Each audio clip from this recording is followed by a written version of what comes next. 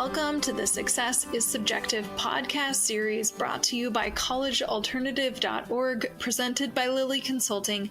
I'm your host, Joanna Lilley. In today's episode, I had the pleasure of interviewing Andrew Tepper. Andrew is a licensed psychotherapist and is the founder of Boda Therapy and brings 20 years of experience in individual and group psychotherapy in both the inpatient and outpatient settings. His therapeutic approach is integrative and holistic, engaging the imagination and calling upon a lifelong interest in music, the creative arts, and the outdoors.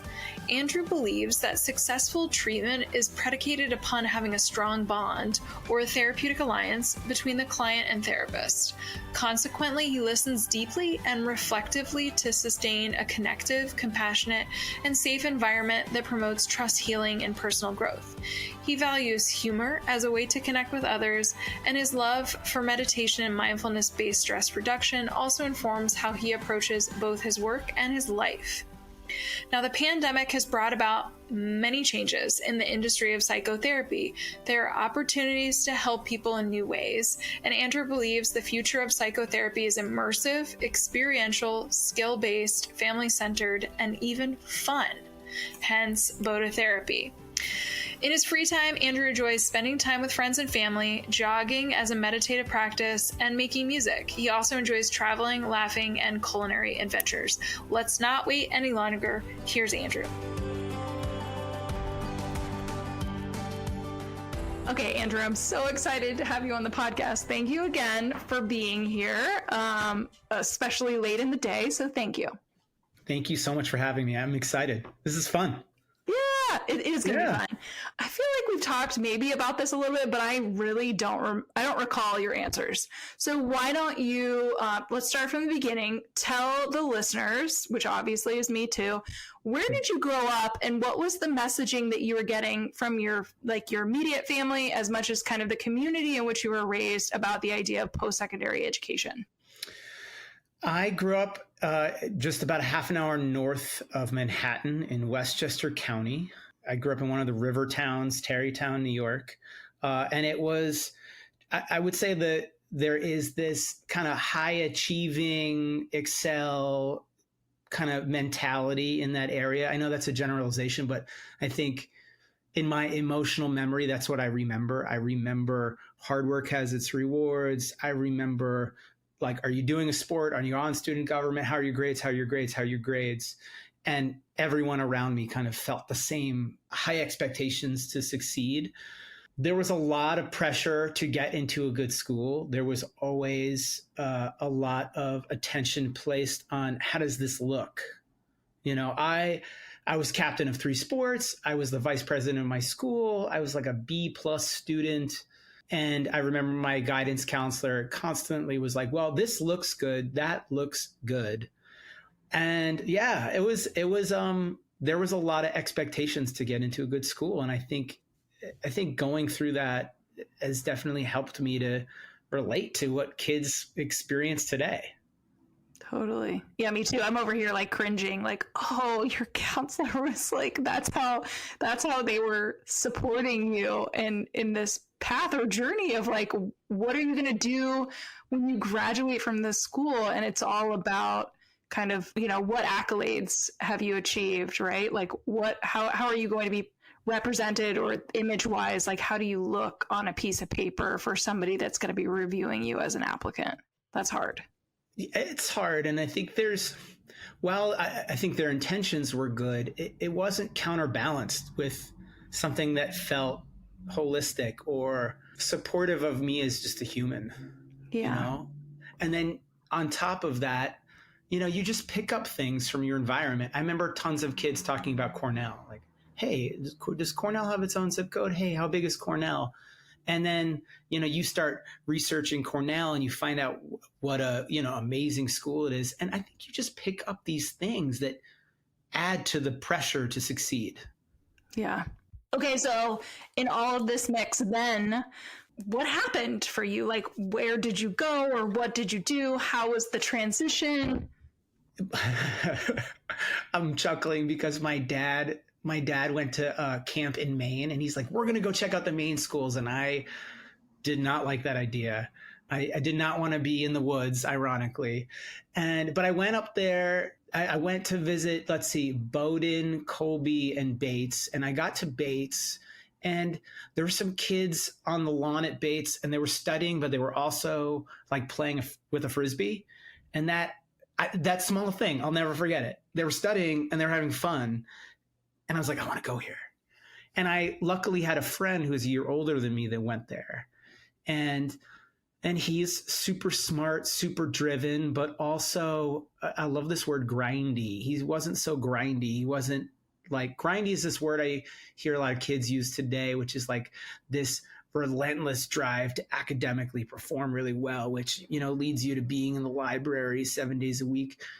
My friend, he was academically minded. He was driven. He was a hard worker, but he wasn't all the time in the library. He was playing Frisbee. He was that guy. So, on the lawn, studying and playing Frisbee. So I immediately latched on to Bates. I applied there. It was kind of like I had my heart set on it, and I got in, and I loved it. Absolutely loved it. I was just lucky to find the perfect fit. Well, and I love how you actually just kind of said something as simple as like, while you're touring the campus, you see somebody throwing the Frisbee, and that's what gave you this like gut feeling of like, this is where I want to be. This is the place. Because sometimes, there's like books out there right now that just kind of really like shit. Let's be real. They shit on the reasons why young people pick a school. Right? It's something as silly as, I'm not going to say this is silly, but it's something as what feels as minimal as, oh, this person's throwing Frisbee and they're studying, like this is my place. So it's interesting. It's interesting what is significant to you, and could be seemingly insignificant to someone else. That memory is burned in my brain. It was like 5 or 6 kids. It wasn't like 2 kids, and they had their books out. It kind of blew my mind that you could be like having fun and running around catching a Frisbee and studying at the same time. And I just wanted that. I wanted that experience.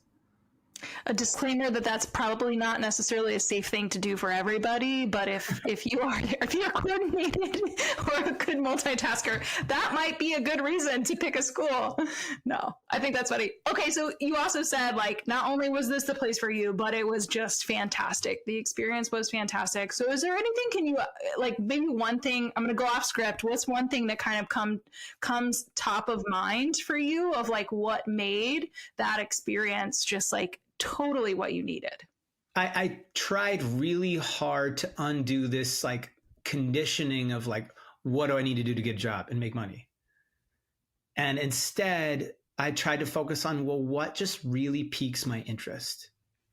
What sounds super interesting? And that led to like what I chose in my first semester of freshman year. My course load was like intro to ceramics, human memory, risk and uncertainty, which was an economics class, and intro to philosophy and psych 101. I just was like, what do I like? And I just chose what seemed interesting and fascinating. That's amazing. Yeah. Truly, that's amazing.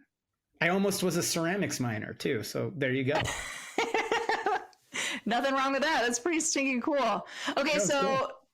You're exploring all of basically you're curious. That's what I'm hearing, is like you were just like, I'm interested in not necessarily doing things because it looks good from the outside or somebody's telling me these are the classes I have to take or this is the career that I'm like focused on, but rather that you're able to actually be in an environment where you can learn to pique your curiosity. What am I interested in? What is something that maybe I have never studied before that just could be something that kind of like sets the light bulb off for me?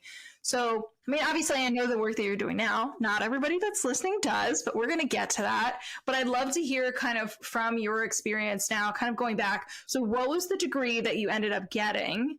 And then from there, kind of talk us into like, what was the transition post-college like into the work world and the journey that you took ultimately leading up to the work that you're doing now? Sure. Pretty early on, I realized I liked psychology. I just liked learning about the human mind. And I was always fascinated with the whys around human behavior. And so I knew early on that was going to be my major. And then I dabbled in other majors. I think for a year and a half, I was convinced I was going to be a ceramics minor. And so I took a lot of ceramics classes. And then I got into like an improv group, and I got super into improv and theater. And I was going to take I was going to be a theater minor. And I studied abroad, studying just theater. And ultimately, I walked away with just a degree in psychology, but with a lot of time devoted to these other disciplines that to this day remain passions of mine. And then I graduated and I needed a job. I just needed a job. And I had a friend who was working in a psychiatric hospital, and I got a job there as a mental health technician. And I loved it. And I stayed there for 15 years. And being a mental health technician led to being what's called an activities specialist, where you design activities for the patients. And then I went back to grad school and I became a therapist. And then it was such a magical series of events. I would just bring the things I loved into the work. I love theater, so we'd play theater games. I loved making music on my computer. That's what I did in my free time. So I'd bring in my computer and I'd make like rap music, and I'd make musical compositions with the patients. And then the hospital had some really tough patients, and they just gave me a computer and they were like, figure this out, Andrew. And I went and I made music with them, and I kind of diffused a very potentially dangerous situation. And so after that, they just sat me down and they said, well, what do you want? And I said, I want a recording studio and I want to create my own programs here and run them. That's what I did. And I ran a recording studio for like 11 years in the psych hospital. I ran a theater program. And then I also carried a caseload, and I did like 22 groups a week for like 12 years. I just got all of this experience, but I got to take everything I loved and turn it into programming. It was unbelievable. It's kind of like what I'm picturing is you created your dream job at the time, right? Like because of all of these passions and I think, again, I'm tying it back to where you were freshman year in college, where you were really curious. So I think that people that are very curious, and especially those that are clinically minded, are able to really we're not going to be therapeutic. Everything that we're doing is about fun. It's about life. It's about experience. And I think am I right? Am I hitting the nail on the head? It looks like, maybe. Yes, you are. It's about a supervisor of mine said to me once, she said, don't give people an explanation, give them an experience. Yeah, it's all about creating an experience and sharing in that experience. And it's within that experience that the work is done. Yeah. Yeah.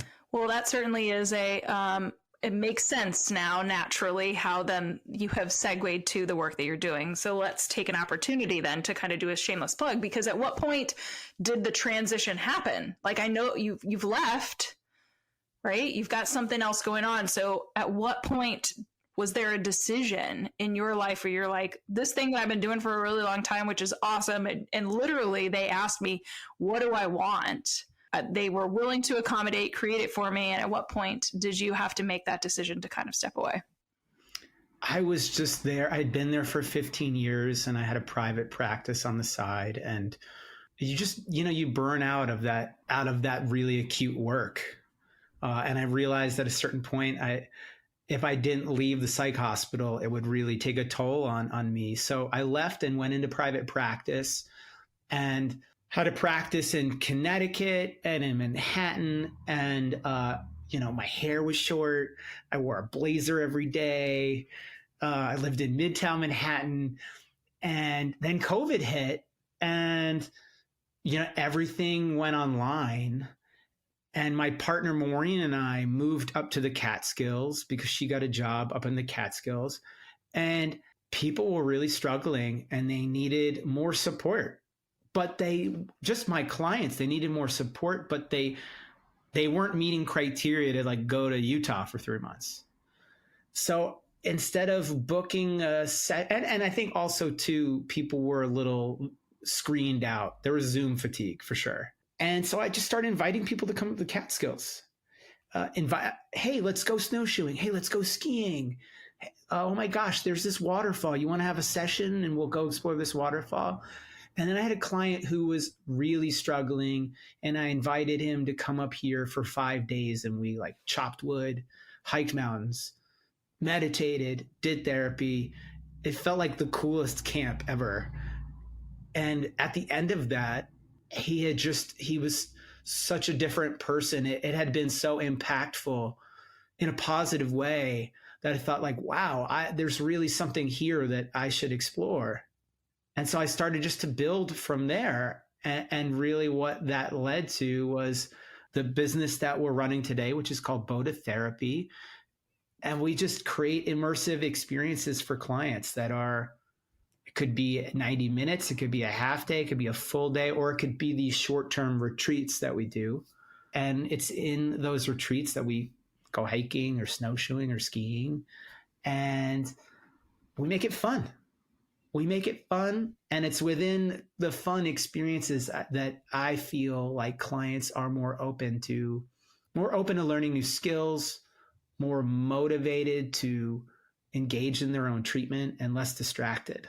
Well, I think you also brought it up earlier, just based on your own experience as a high school senior, how like that really put you in a place to empathize with some of the like, you know, on the edge of young adulthood clients that you're working with, or the college students that are still somehow managed to make it through, whether it's a semester or 2 years, kind of on that same like grindy, right, to use your word, path, and then they completely unravel, or there's like some sort of identity crisis. But again, maybe it's not like it's not a crisis to the point of needing, 90 days in a treatment program, but rather we need some sort of clinical, so supervised retreat experience, but also the key word is experience. Yes. And really trying to curate that experience to what they like. I'll give you an example. We had this one retreat where this college kid, we were staying at a campsite, and the campsite had 4 fishing rods. And this guy was like, listen, guys, I love fishing. I love it. Is there any way we could fish more? And everyone else was like, yeah, fishing's cool. And so every single group therapy that we did happened at the lake while everyone was fishing. Why not? That's so cool. So constantly trying to figure out, what do you like, and how do we incorporate that into the structure of the retreat? For example, in 2 weeks, I'm doing a retreat, and I've got a lot of guys that are into music production on the computer. So we're going to be recording music. Wow.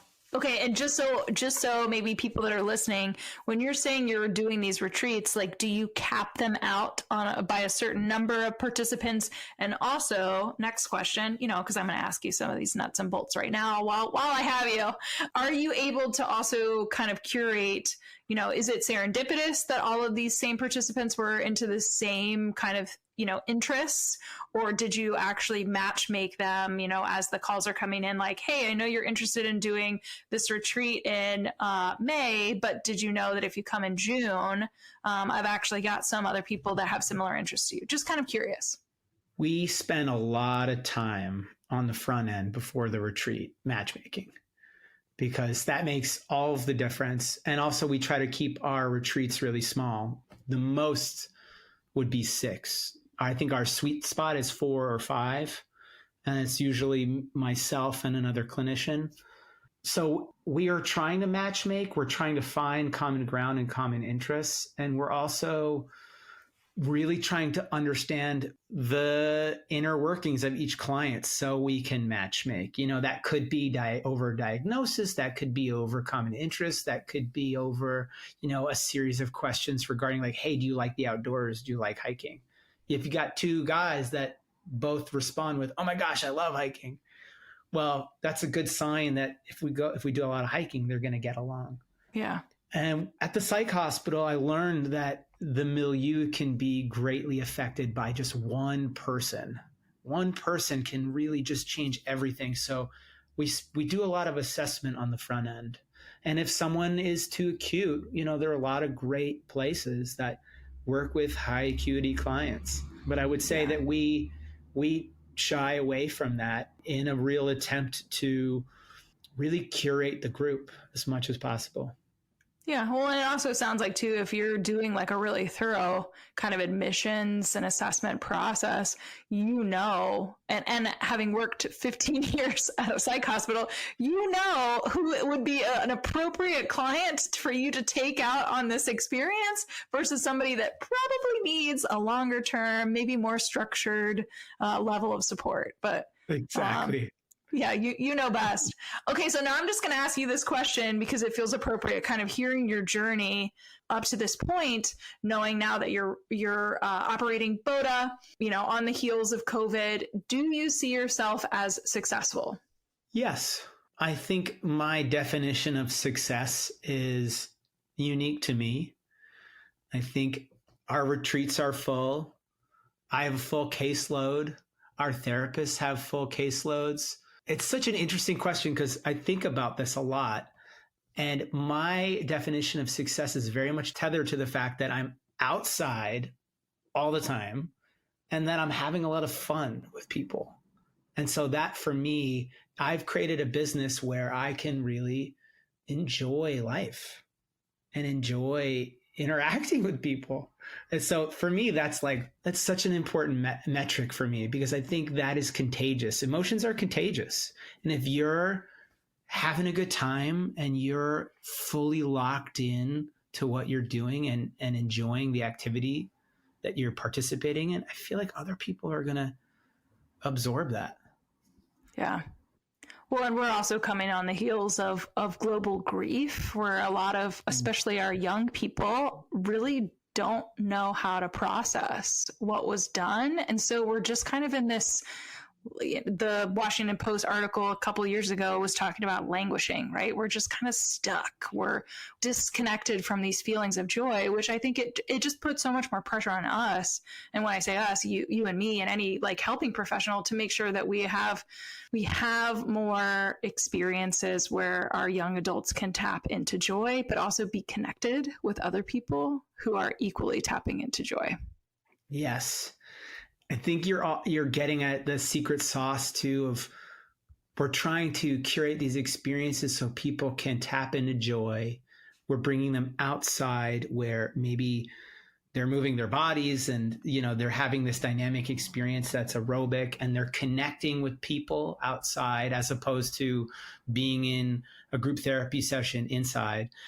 And then also I think the other layer that I'd like to just mention is that we're giving them skills. It's in this fun environment that we focus on skills to identify unhelpful thought patterns and mitigate them, skills to stay calm, skills to communicate effectively, and skills to validate others. And we try to help our clients in the experience learn those skills and practice them. Which is so important. I'm glad you brought that up. That's awesome.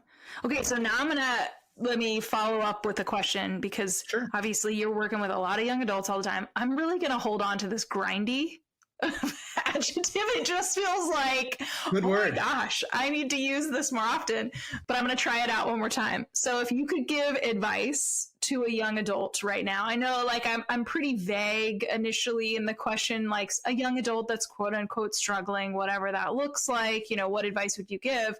I think because of even just where you are, I think there's a geography component to it, right? Like you're in upstate, but you probably work with a lot of people, and especially having lived in Manhattan and also just like being like growing up right outside the city, the pressure that exists. That grindy feeling that's the majority for our adolescents and our young adults. So if you could give one piece of advice to a young person right now that's like really in the throes of this like grindy, like situation, what advice would you give them? I'm going to marinate for a second. I really, because there's like three different things I could say. If you feel like if you could say all three succinctly and not take 20 minutes, I would say share all three. Okay. The first thing would be identify very specifically something that makes you laugh uncontrollably. That could be like a YouTube clip, a movie, a friend, whatever it is, identify it specifically and really try to conjure it up in your mind almost. For me, it's a friend, it's a movie, it's also like a bunch of comedians. So write that down and like keep that in the front of your consciousness. The second thing I would say is be okay with doing nothing.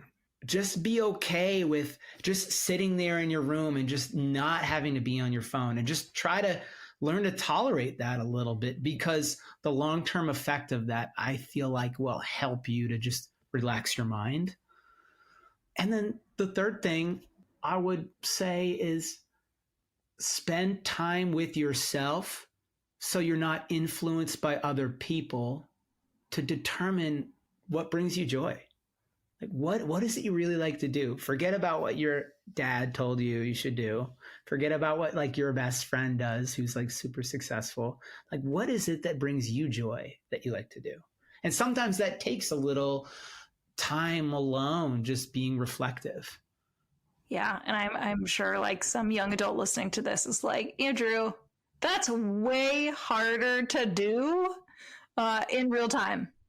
100%. I agree. I think all three of those things are not effortless and they're really hard. The first thing I feel like is the easiest ask of the three. Yeah, we're on our phones long enough. Like you can probably quickly come up with something that's made you laugh recently. Yes. I think the toughest one is like sitting and doing nothing. I think that's a lot harder in practice than in theory. I mean, let me speak personally. It's hard for me personally to do that. Just sitting there, not doing anything. Well, and especially if your phone is within reach, right? Like it's easy, even like subconsciously, to like just reach over and grab it. And then you're like, I was supposed to be not doing this. It's become almost an extension of our bodies, or we're totally tied to it. But I think that's actually all three of those pieces of advice. First of all, thank you for being succinct. I did kind of challenge you, so way to follow through. And I think that advice is really sound, and it's unfortunate that we have to give that kind of advice, especially because of just the high pressure that our young people are kind of experiencing right now. But I think that, what you just shared specifically could really save some people pain, heartache, and feeling like they've lost years of their life when they're in their 30s or 40s, looking back saying like, why did I work so hard for where I am right now? And that's why we see so many millennials or even Gen X still that are like miserable. Yeah. Yes. Just one more thing on those suggestions. The last two, I think in my work, what a lot of structure and support, I use those words a lot, but for me, what those words mean is helping someone take those two suggestions from just an idea and turning them into a habit that's internalized. And that no one can do that alone, or very few people can do that alone. It's hard. Yeah. Yeah. It's really hard. Well, it sounds like what you've put in place it's starting to move the needle one young person at a time. So with that, how can people actually connect with you? If there's somebody who's listening that's curious, they're like, I need to do one of these like half day, full day, or multi-day retreats. How do they connect with Boda? They can email us at info@bodatherapy.com, BODATHERAPY. And they can also, they can email me directly, Tepper@bodatherapy, ATEPPER@bodatherapy.com. And they can also go on our website, which is www.bodatherapy.com. Yeah. And I think your website too is pretty regularly updated with when you have the actual retreat dates. So that's easy to access. But more importantly, just scroll on the website, gather more information, and then contact Boda if you are curious and, wanting more information. Andrew, I can't thank you enough for taking the time to share a snapshot of your journey and obviously the cool work that you're doing. But I always tell folks, and I genuinely mean it every single time that I'm sitting, across the computer screen right in this moment doing this podcast, but like your journey matters. I really appreciate you being willing to share it. Obviously the work that you're doing totally matters. And here's my call to action for anybody that's actually listening, whether it's a parent of a young person or whether it's a young person directly. If you need to connect with Andrew, connect with Andrew. Whether it's just to say thank you for sharing his story or like, I need you in my life. You're going to help me in this moment with the work that you're doing. My call to action is connect with Andrew. Thank you so much for having me. This was so much fun. It was fun talking with you. We're like smiling. Nobody can see it, but we're like smiling. We're totally mirroring each other. This has been an enjoyable conversation. And again, I really just appreciate your time. I appreciate you. Thank you so much for having me.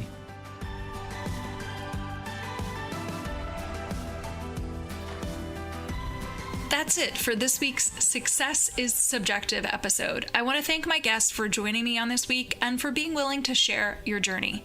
This podcast would not exist if it wasn't for people such as yourself. Stay tuned for the next episode where you can bet it'll be another amazing human sharing their personal story with the world.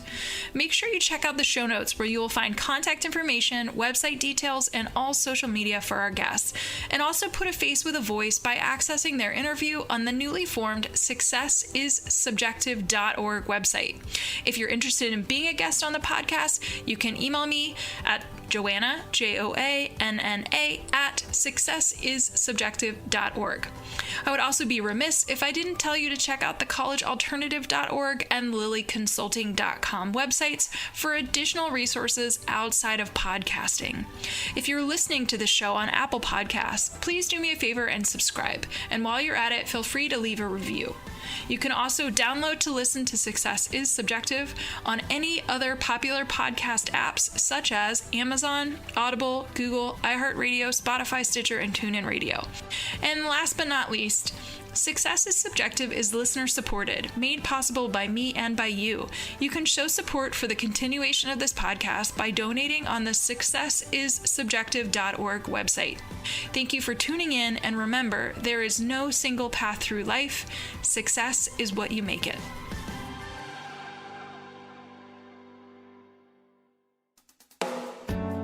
Do you have a teenager or young adult who seems to have lost their way? Maybe they need help navigating adolescence, adulthood, and decisions surrounding higher education. Or maybe they have become withdrawn, their grades are slipping, or they are flat out living a reckless lifestyle, and you're concerned about their health and well-being. If this describes what your teen or young adult is facing, a therapeutic consultant may be able to help. Mental health, addiction recovery, and higher education can all be equally expensive. While information is everywhere, how do you know what option is the best one for your family? Some parents have the time to research and navigate this on their own. Some don't. If the latter applies to you, enter therapeutic consultants. Therapeutic consultants, like Joanna, listen to your family's specific needs and advocate on behalf of your loved one.